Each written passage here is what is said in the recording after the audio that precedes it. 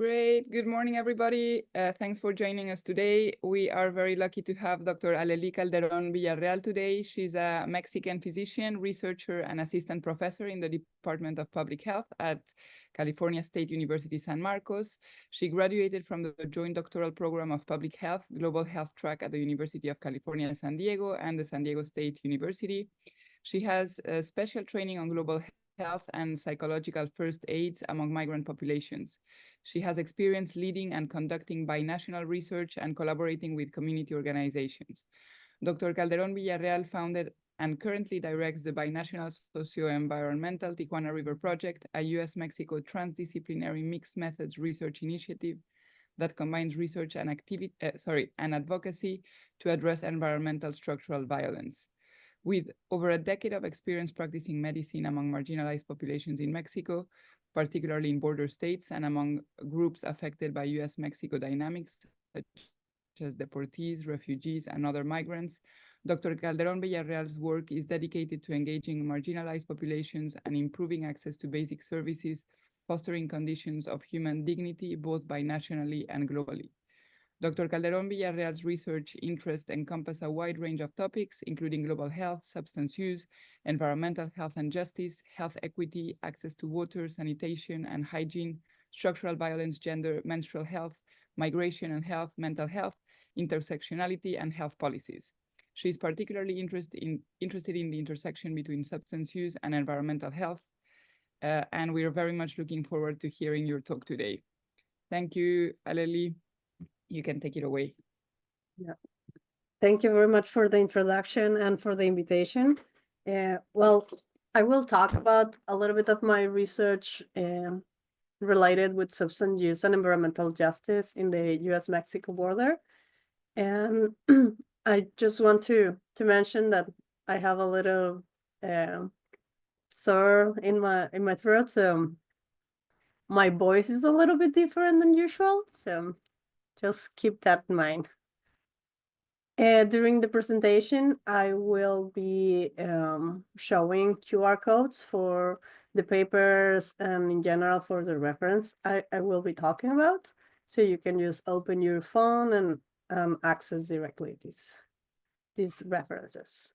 The objective for this presentation is to explore binational research on the intersection between substance use and environmental health. We will be talking about two main concepts, environmental injustice and waters, and more extensively as water, sanitation, and hygiene. Water, sanitation, and hygiene is usually called WASH, so I will refer this term as WASH. And these will be covered in two populations or in two different studies among people who enjoy drugs in the Tijuana-San Diego metropolitan area and among the population who live inside the Tijuana River Canal. Okay, environmental injustice is how the wars of the environment disproportionately impacts the most marginalized individuals. This is related with the water quality around where they live, but also the air quality, the control of the space, the access to basic services, and in general, any physical dangers related to the environment where any community or individual lives. And water, sanitation, and hygiene access are considering human rights, and particularly when an individual or a community don't have access to these services, we call this a WASH insecurity, and it's high among vulnerable populations. These include like migrants, individuals, indigenous communities, people experiencing homelessness, people who enjoy drugs, and particularly among people who enjoy drugs because they need clean water for preparing drugs for injection, and also because of the need to clean wounds and abscesses in the sites of injection. Lack of access to these services will impact in the quality of life, health, dignity, and will exacerbate social exclusion, police victimization, and also loss of self-esteem. Water, sanitation, and hygiene, also known as WASH, are the most crucial major urban environmental infrastructure necessary for human survival in a core concern for public health, epidemiology, and policy relevant disciplines. Okay, the first population, the first study, this is a study that came from, that is part of La Frontera, a cohort study conducted by Dr. Stephanie Strati, that I'm sure you know about her. And it's about my dissertation. So during my dissertation, I work in this cohort in 3 main areas that are covering this title: water sanitation and hygiene access, insecurity and inequalities, including menstrual health and their association with abscess incidents among people who use drugs in the Tijuana-San Diego metropolitan area. And these are the 3 papers that I published of my dissertation. One is about a comprehensive description of these services among a population of people who use drugs. This is the first comprehensive assessment of these outcomes. Second is about menstrual health access. And the third one is about abscess incidents. And for this talk, I will focus on this last one. And the US-Mexico border has a large population of people who use drugs with intersectional vulnerabilities like homelessness, sex work, and different gender identities, migration status, water, sanitation, and hygiene. As I mentioned before, human rights are all often violated among marginalized communities. And I want to highlight that people who use drugs are one of these communities. Lack of access to these services are related with social exclusion and health risk. And we need WASH services as anyone else. I mean, among people who use drugs, we need the same access to water, sanitation, and hygiene services, plus services specifically for the injection practice. And well, surprisingly, this is not very often explored in the substance use field, or this community is not often explored in the WASH field. In different geographies, we have different prevalence of abscess and incident, well, prevalence of abscess and incidence of abscess. We can find between 50 and 65% of the studies reported having an abscess in the last 12 months. And about incidents, we have between 2.8 and 6.1 new abscesses per 100-person year. People who use drugs are at high risk of developing infection-related disease. Skin and soft tissue infections are one of the most common complications, and abscesses are one of the most common skin and soft tissue infections. Is the most common cause of emergency department visits among this population, and if not treated, can cause a significant level of pain, discomfort, scarring, and disabilities. Contributes an increased use of substance and reduce the pain related with the abscess. Contribute also with the stigma, a part of the stigma I mentioned before related with lack of access to hygiene services. And it can be a life-threatening, it can have led to life-threatening complications such as endocarditis, septic shock, and even death. In Tijuana, about 46% of people who use drugs have an abscess in their lifetime. And in San Diego, about 73% from the available resources we have. And about for this specific study, I aim to assess whether WASH insecurity factors were associated with higher incidence of injection-related abscess over a 24-month period among a binational cohort of people who use drugs in Tijuana, San Diego metropolitan area. I want to have a better understanding of washing security and abscess association. And I also want to highlight the importance of these services as a harm reduction strategy to reduce infections, disease among these populations. Okay, this was a longitudinal cohort study from 2020 to 2023 with a follow-up survey every 6 months, and it included interviews and including like demographics and characteristics and like having an abscess in the last 6 months, and also I highlight the housing status, the city of residence, and well, I also explore other demographic characteristics that you will see later. All the participants were adults 18 years or older, and they all reside in Tijuana or San Diego, including cross-border drug users, and the interviews were conducted in English and Spanish or Spanish. And this particular analysis includes 647 individuals, and I calculate the baseline prevalence of abscess and the incidence of new injection-related abscess over 24-hour periods among individuals without an abscess in the previous visit. Okay, so these are the washing security variables that I include. No improved water for injecting drugs, non-improved water for cleaning wounds, non-improved water for hand washing. I just want to clarify that non-improved water is not the same as safe water.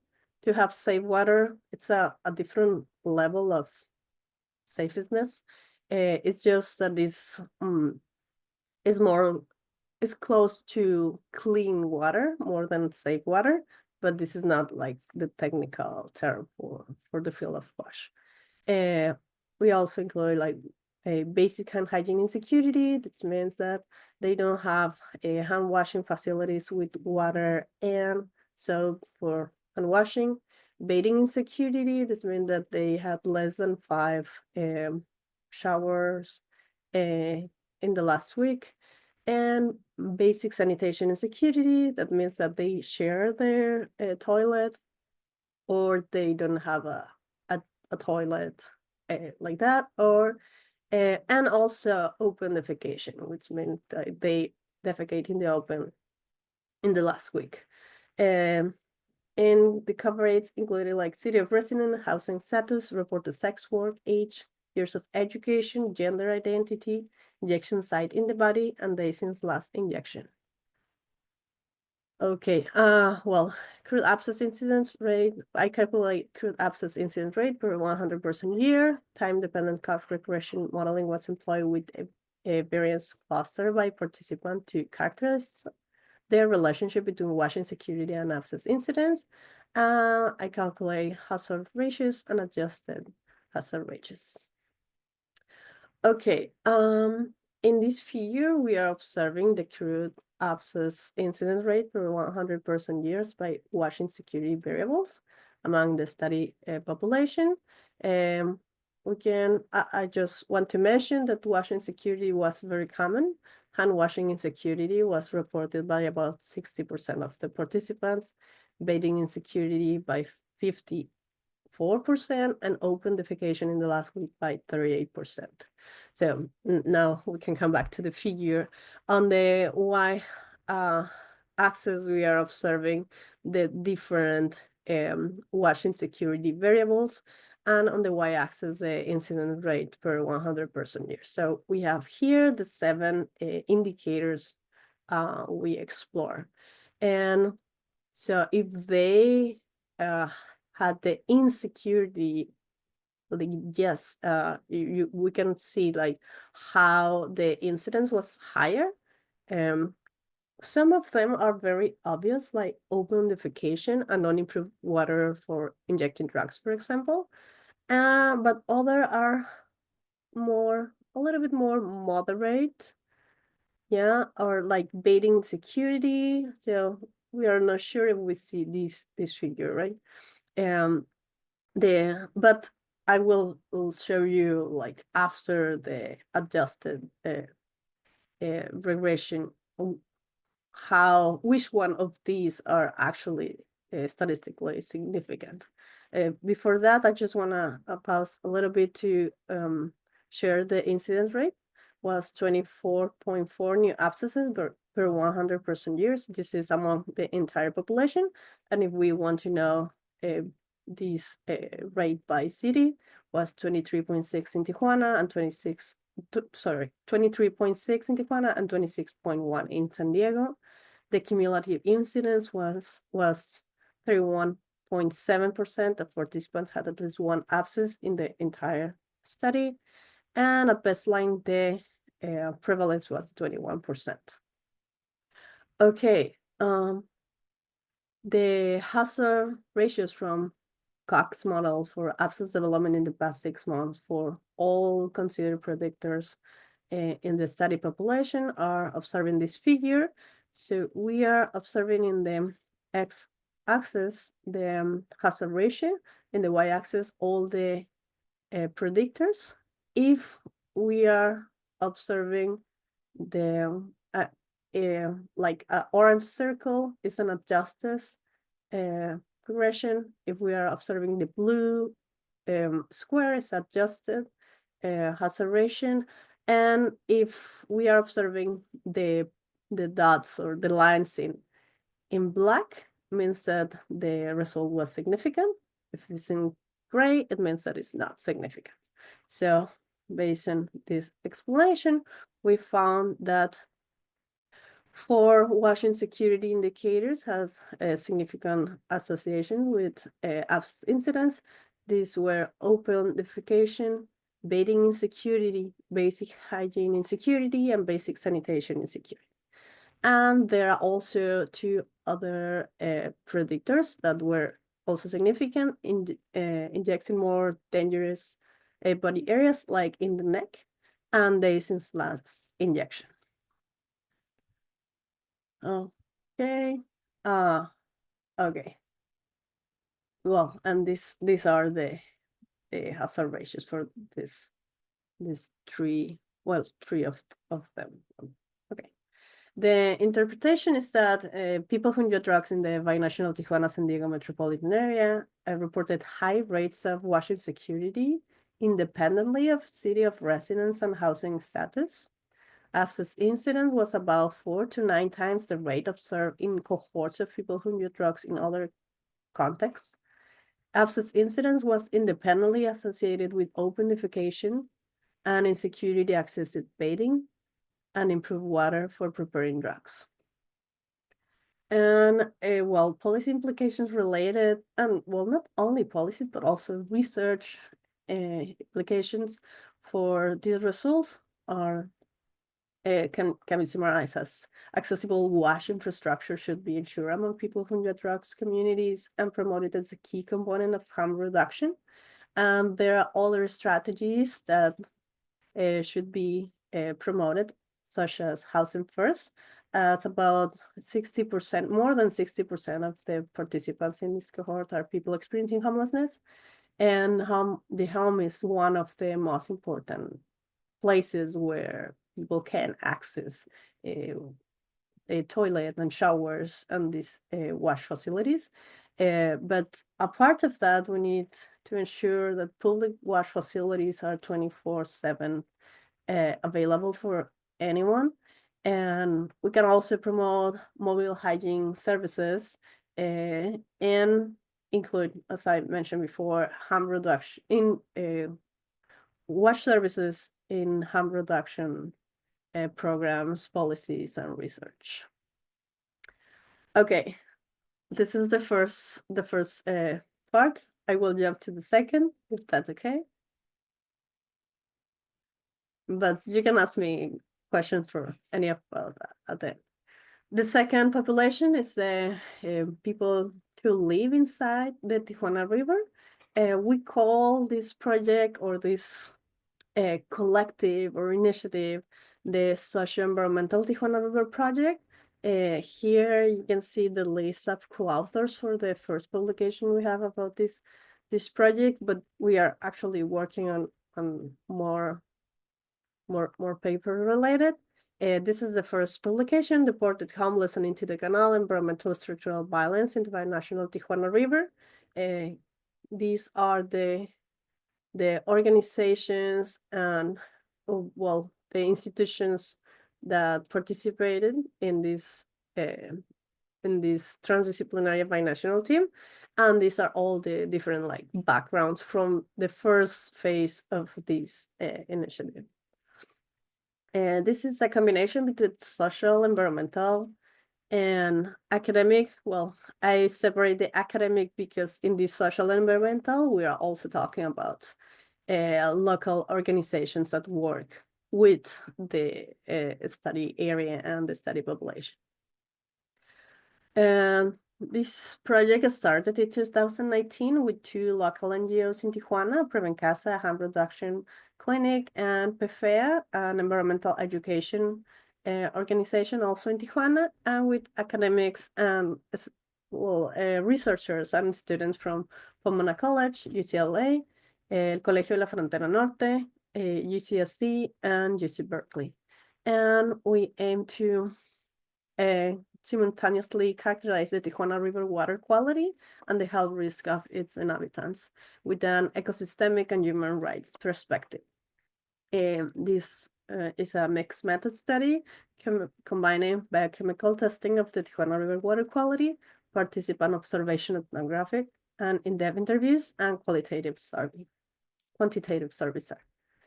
And just for a little bit of context, the binational Tijuana River is regulated by the International Water Agreement between US and Mexico since 1944.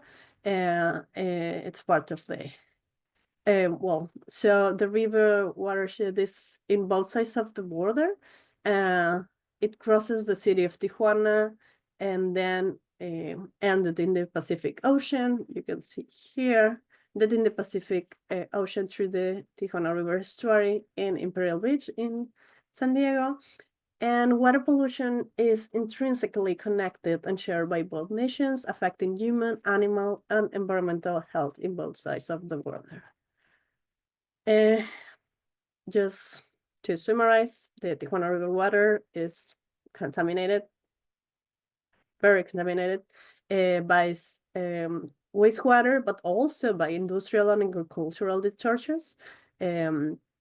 We study fecal indicator bacteria and other like organic matter that I don't go into details on this, but contamination levels exceeds Mexican and US Environmental Protection Agency water quality standards. For example, E. coli values were about 40,000 times the Mexican regulatory standard for direct contact water.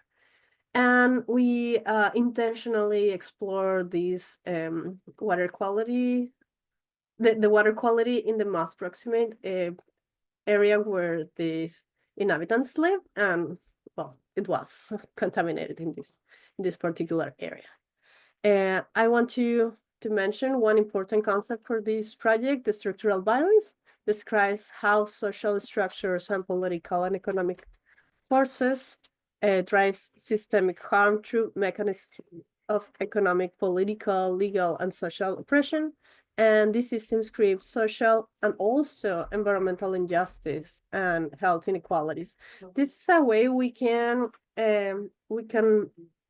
see and approach like how a specific population has like worse health outcomes than other populations, and these communities are a perfect example of that.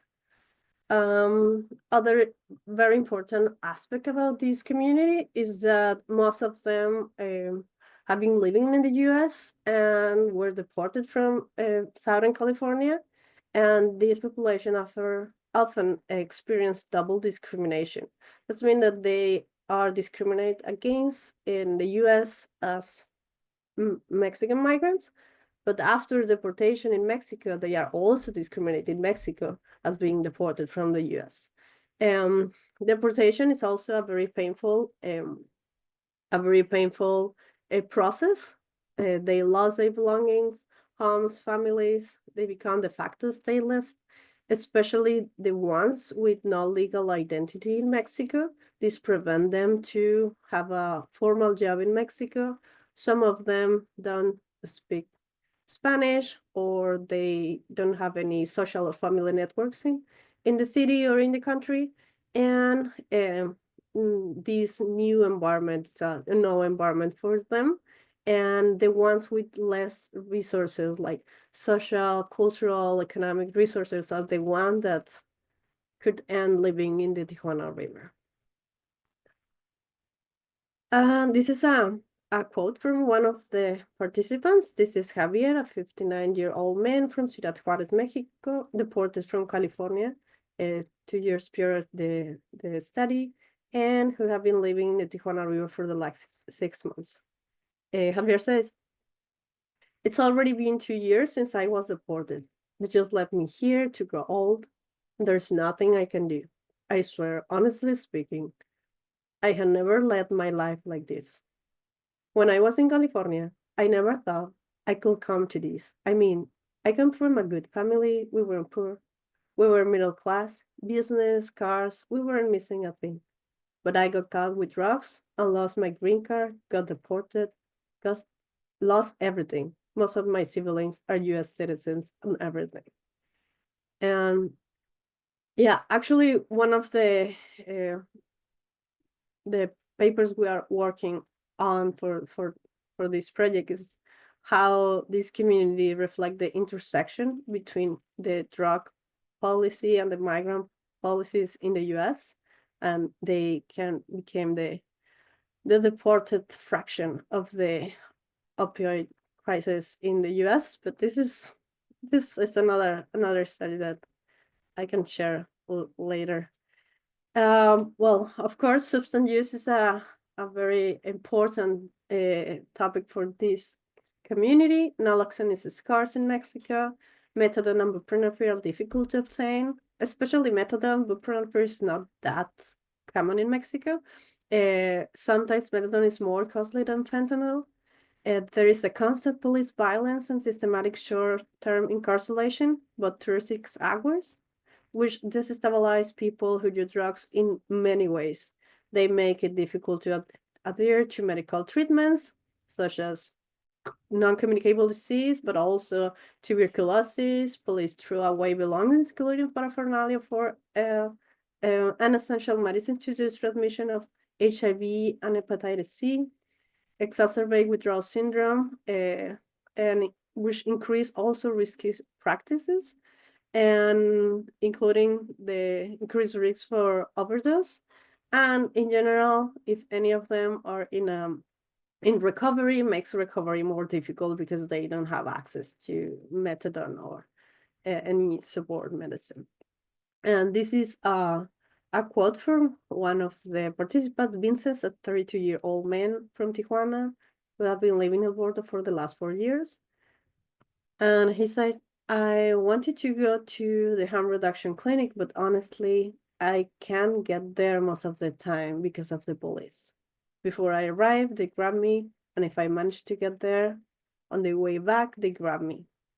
Even if they don't find anything, bam, 36 hours in jail just for being on the street."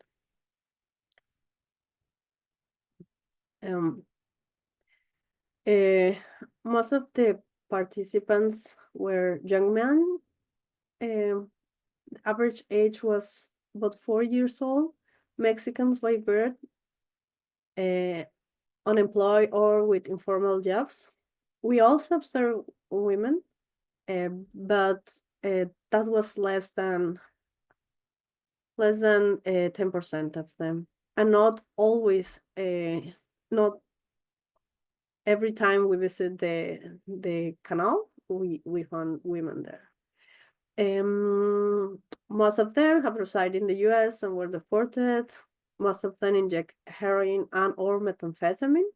Many of them before deportation. Housing insecurity and limited access to human rights was also very often. I want to highlight that data collection was together with one harm reduction clinic, and all the connection with the population was through them. So the injecting part was probably like oversampling in this study because it was through their harm reduction mobile program, the way we connect with the population. Residents and water introduction are also something very important for this population. Um, I want to highlight that they know the water is contaminated. They are very aware of that. However, 70% of them use or contact with contaminated water in the last week, intentionally or unintentionally. They touch they put their feet or hands in touch with the water. And the most common reason for that was police raids, as you can see in this picture. Police is chasing this person. We were here, like taking water samples, and this man was crossing through. And this is something it's a risk assessment, so they decide which of the harms are less, and they just do it. They also develop a taxonomy of water sources and practice to minimize harm, like which water, like in this picture in the right, which water they can use for what. So this guy is using this little tube. It's called lloradero, the lloradero, to clean their shoes. But for example, they don't use this water or the canal water for drinking or for preparing drugs, at least not intentionally as a regular practice.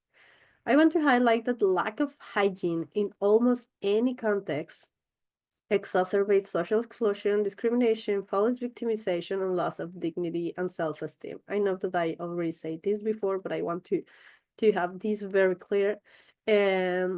Water sanitation and hygiene, and particularly hygiene and body hygiene, can reduce harm and stigma and discrimination and a lot of violence that this community is experiencing. And this is one quote from Max. Max is a 38-year-old man originally from Guerrero, Mexico. He worked cleaning cars and was deported from the US too. He said, "When they let me in, I wash my clothes at the gas station when I got into the restroom. Sometimes they let me do it because I clean the restroom for them. That's how I pay to use the bathroom. I have to clean it. But at least I get to wash my stuff.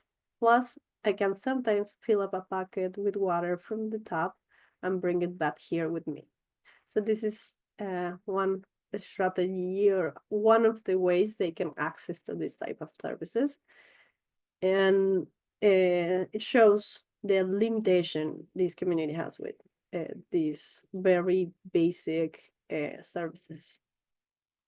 We also explored water-related conditions. The most common was skin and soft tissue infections, which also we also found an association with the river water user contact in the last week. We found a statistical significant association.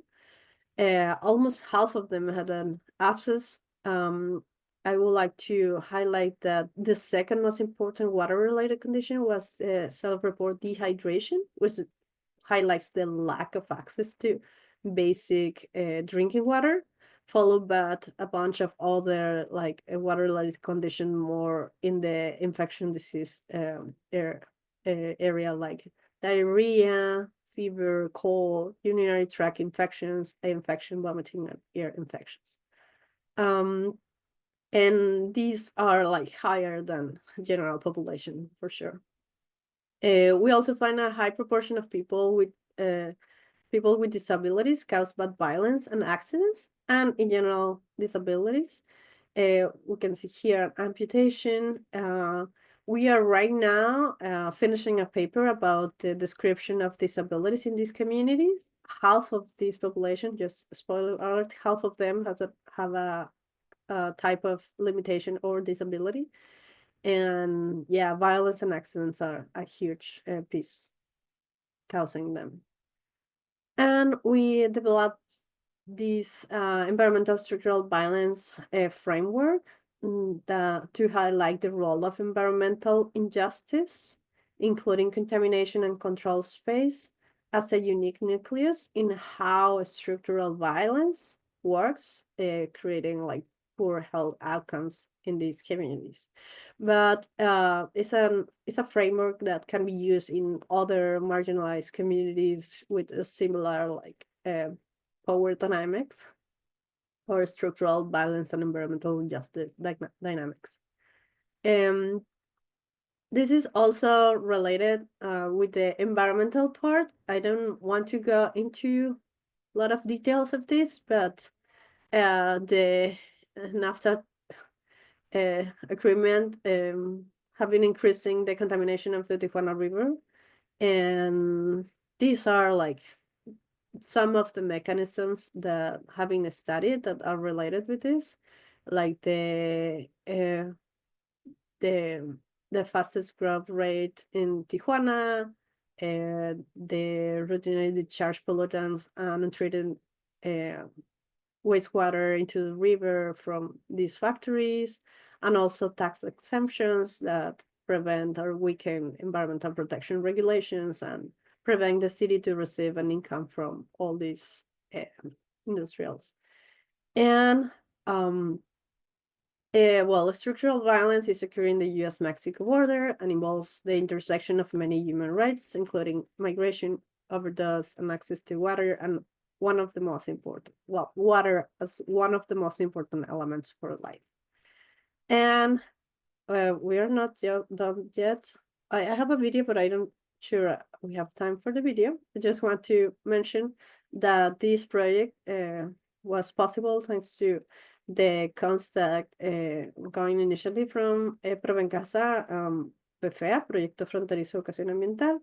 These two NGOs have been like working with us since 2019 constantly, and between data collection and between the different phases of the project, we will have been receiving like donations of hygiene products, and we have been like participating and come back with the community and talk about results and try to involve them in different moments of the project.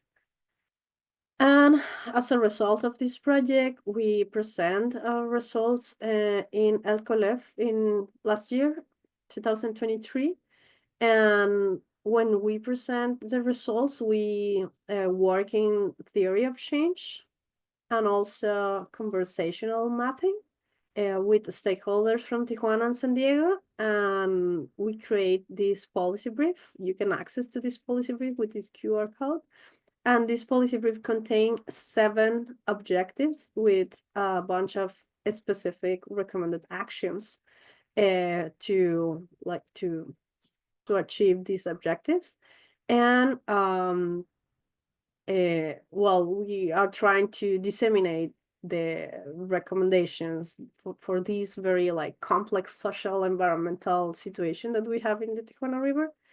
And part of these recommendations or part of these actions are the promotion of communication strategies for social change to humanize underserved populations.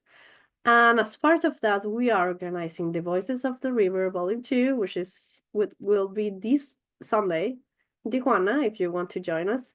This is a film debate where we will be covering environmental and like substance use social short movies, local short movies, and we will have like a special guests to discuss about these movies and the topics on these short movies, and we will have an open mic, so anyone who were there can talk about these problems. And we are also extended our study to the Pacific Ocean coastline. And we are recruiting participants. This is a 15-minute survey, and it's about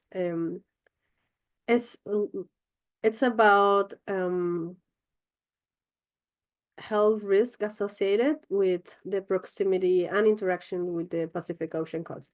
Because as I mentioned before, the Tijuana River ends in the Pacific Ocean coast.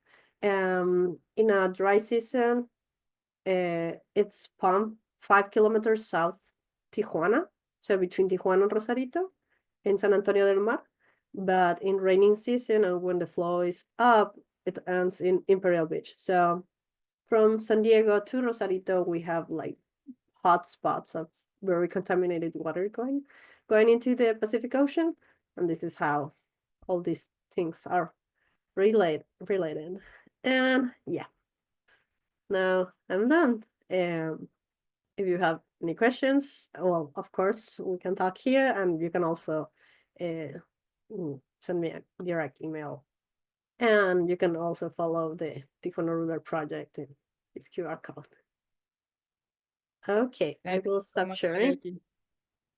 That was amazing. I just wanted to ask you, how long is the video? 4 minutes.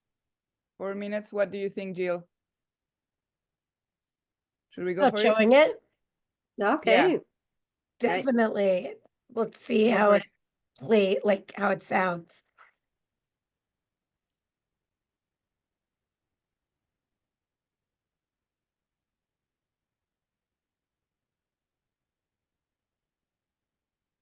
Okay. Can you see it? And see, no sound yet, but let's see. Yes. Yes. El río Tijuana es un elemento simbólico muy importante. Es aquí en donde encuentra refugio la comunidad más grande de personas sin hogar de la ciudad. Personas que por distintas situaciones como la deportación, migración, enfermedades mentales, discapacidades físicas, pobreza y marginación no tienen otro sitio donde vivir.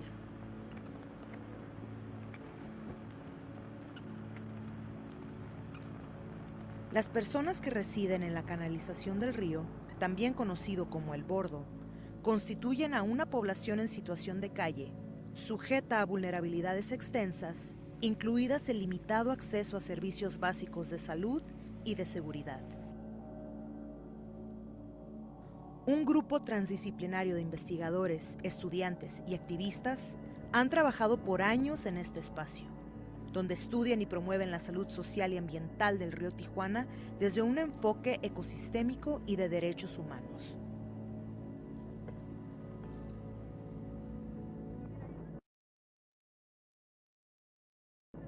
Las condiciones actuales del río Tijuana limitan a las especies nativas y producen efectos sociales negativos, principalmente hacia las poblaciones más vulnerables. Creemos que al resarcir el desastre ecológico, resarce también el humanitario. La insustentabilidad ambiental producida en ecosistemas acuáticos, la inequidad y la pobreza que impiden el derecho humano a la vivienda y servicios básicos, y la deficiente gobernanza para proveer estos servicios a las comunidades más vulnerables, ha llevado a cientos de personas a condiciones de marginación extrema. Nuestro estudio puede ayudar a que la población del río, así como su ecosistema, tengan un futuro distinto.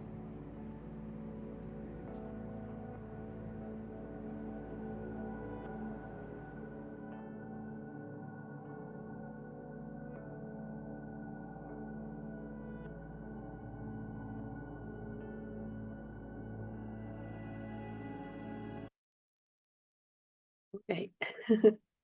Thank you, Alhelí. That was an amazing presentation. It's such an important topic, and I feel we often ignore it. I'm going to open it for questions. I think Sarah might have a question. No? Okay. I have a ton of questions. Okay, Aaron, go for it. Can you hear me okay? I'm going to try it with sound. I was going to type a very long question, but thank you very much for the presentation today. This is going to be in my head all weekend. I appreciate your work. My question is I've been thinking about in California, new laws that are maybe infringing on the rights of individuals with substance use disorder. New laws that indicate just having the diagnosis is enough to establish grave disability and force treatment on them. I have had at least 2 patients that I can think of who in Mexico were, I guess for lack of a better word, kidnapped and taken into forced treatment for substance use disorder.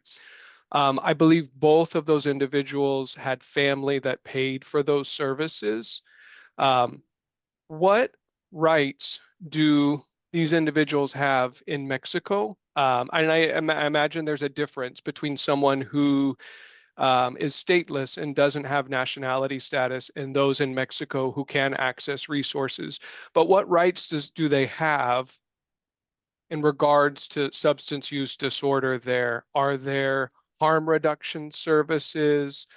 Can they decline treatment services? I'm very ignorant about what rights and options individuals with substance use disorder in Mexico have. Thank you. Thank you for the question. Yeah, this is something that has a very like very important history in the Tijuana River. In 2014 and 2015, there was a massive kidnap from the 3 levels of government together, and under the flag of these are people who need rehabilitation treatment, because all use substances, they put all in the sandbox and they put all in against their will in rehabilitation centers. And that was something that they still remember, and they talk about that, and some of these events appear in our interviews. Today, this is something that is not happening at that level, like in 2015. In 2019, we observed how the state level government started something they clean the canal.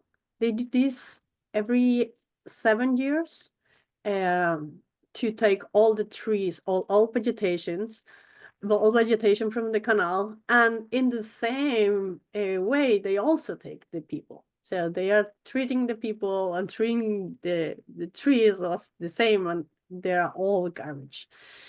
So we were doing data collection in that moment, and this is how we jump from just doing research to doing more political incidents and advocacy as a collective, because we were very mad and very frustrated about what were happening. And we wrote a letter to the governor, and we asked a lot of NGOs and academics and everyone like involved and agree with us to sign this paper, and we share this letter to the government, and we send copies to congressmen and senates and everyone that was could be involved or advocate. In that moment, not much happened, but today we have a better relationship with national agencies. There is one national agency in particular called CONASAMA, which is the National Agency for Mental Health and Addiction in Mexico. And this year they created the interinstitutional network for harm reduction in Baja California. And all the institutions that have direct contact with people who use drugs are involved, including like Red Cross, the General Hospital, the psychiatric hospital, NGOs. We as the Tijuana River Project, we are also involved in this network. And what I'm trying to say with this is that a harm reduction perspective is now like more involving the political piece in political like approaches in Tijuana. This includes something they just made early this year. They call it therapeutic justice, where someone who has an addiction needs to have a different approach,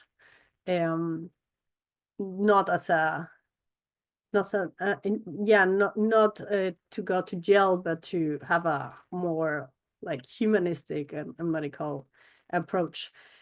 People who injure drugs with or without papers have the same rights in Mexico. Now answering the direct question you ask. The enforcement is the challenge, because even when all has the same rights, the law enforcement in Mexico is a little bit more flexible than in the US, or maybe than other countries, and the resources that this community have, including the outreach services from harm reduction and NGOs, and particularly the human rights organization. This include there is a state level, a human rights organization, there's a national level, and there are also like NGOs focusing 100% on human rights. And these are the ones that usually advocate for this population when something like that happens. But there is something called, I want to remember this term, the bureaucracy the street bureaucracy. Have you heard about this term, bureaucracy in streets? Well, the municipality police is usually the one who is enforcing this like violence against this population, not necessarily putting them against their will in a rehabilitation center, but putting them in jail for like 36 hours, like systemically. This thing about putting them against their will in a rehabilitation center, I haven't seen that from the government in the recent years. But there is one rehabilitation center that has a Instagram account, and they record how they kidnap these people and put it in a religious rehabilitation center. I don't know if you heard about that, but this is something that is happening from a different group, but they just go on the street, look people in the street, and they take one and put it there, and I don't know, they are doing the same practice. They call, yeah, I will look for the name of this group, but yeah.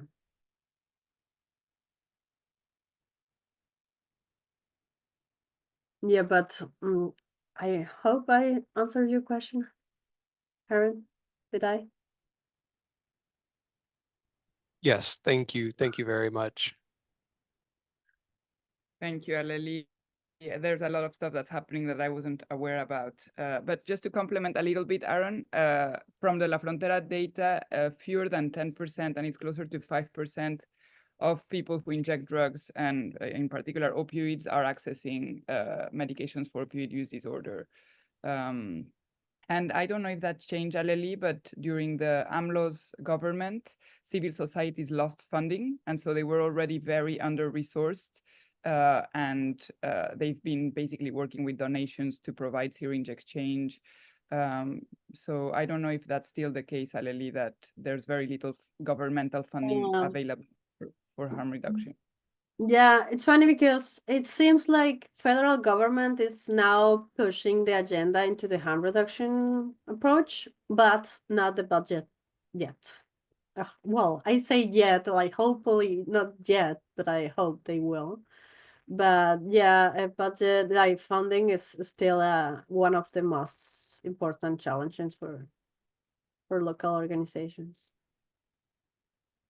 Yeah, and there's very little access to evidence-based treatment. I mean, there's one public clinic that provides like cheaper methadone, and there's two or three private clinics, but it's more expensive. And for the past year, in 2023, the methadone factory in Mexico was closed.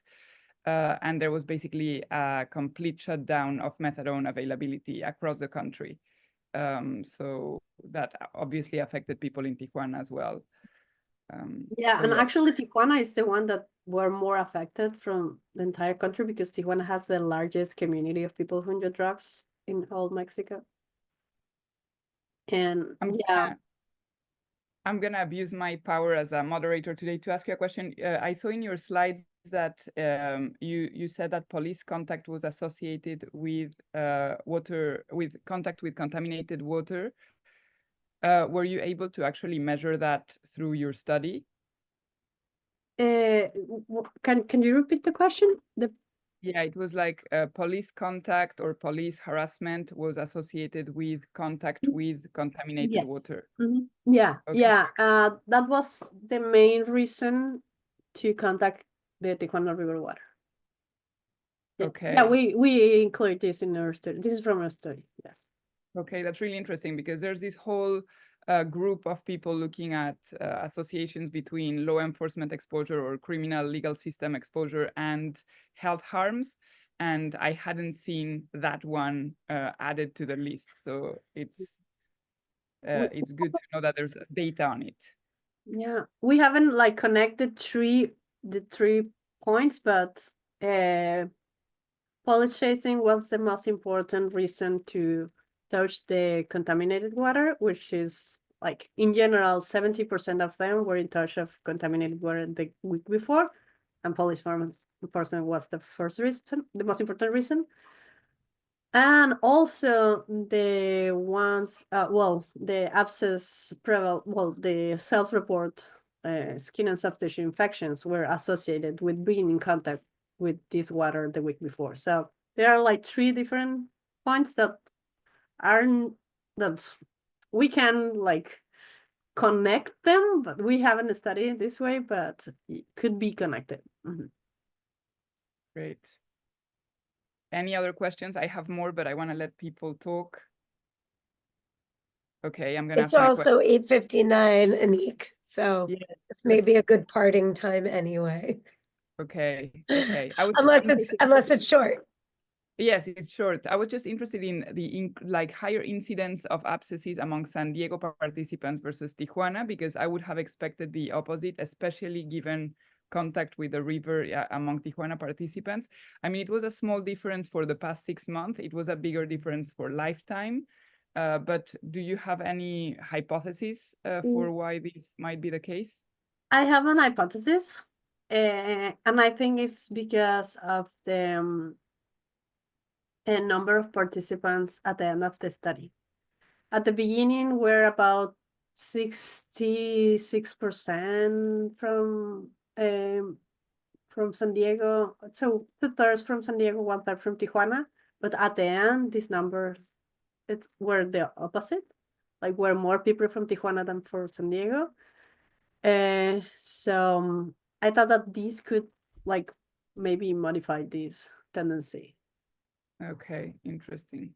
Okay, I have a million other questions, but it's 9 a.m. This was so interesting, Alhelí, and especially all the dissemination work that you're doing. I think very few of us do such strong dissemination with the community, and I think it would be interesting to hear you talk only about that, about like research dissemination in conjunction with community activism, but maybe for a next talk. Thanks everybody for joining. And yes, I think you can see the chat, but there's lots of thank yous in there. Have a good weekend, everyone. And if you can join the film debate, you are more than welcome. Yeah, I'm thinking about it, but it's Sunday, right? Mm-hmm. Yeah, because I think I'm gonna be there on Saturday, but probably not Sunday. Anyway, hopefully I'll see it somehow. Thank you. Okay, thank you for the invitation. Have a nice weekend. Bye. Bye.